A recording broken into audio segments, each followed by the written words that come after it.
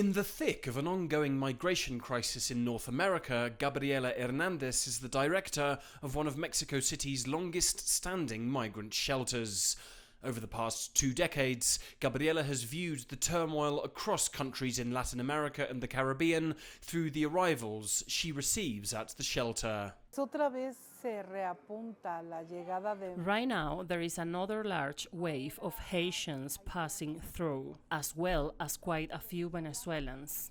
Also, the flow of migrants from Central America never stops. Aunque los centroamericanos no dejan también de pasar, ¿no?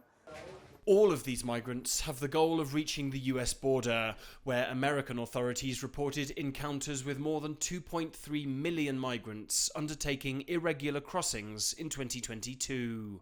Ahead of the United Nations General Assembly this month, the migration crisis in North America won't be the only topic that comes up for discussion. Indeed, globally, the situation of forced displacement is a growing concern. The UN Refugee Agency, UNHCR, reports more than 100 million people are forcibly displaced worldwide, with the highest volume of people fleeing countries like Afghanistan, Myanmar, South Sudan and Syria. Today, we have 110 million people that have fled because of conflict, persecution, discrimination, violence, often mixed with other motives, in particular, the impact of climate change. It's quite an indictment on the state of our world. Pedro Díaz de la Vega is a former Mexican diplomat to the UN and says it's important for the General Assembly to address these issues. The UN General Assembly can help to solve migration problems by looking at countries' needs for sustainable development.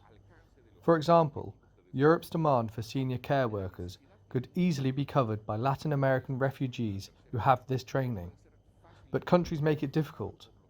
The United Nations can collaborate by understanding different countries' needs and making the transition process more flexible.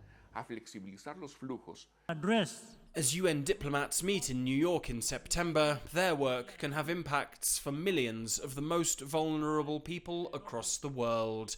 Alistair Baverstock, CGTN, Mexico City.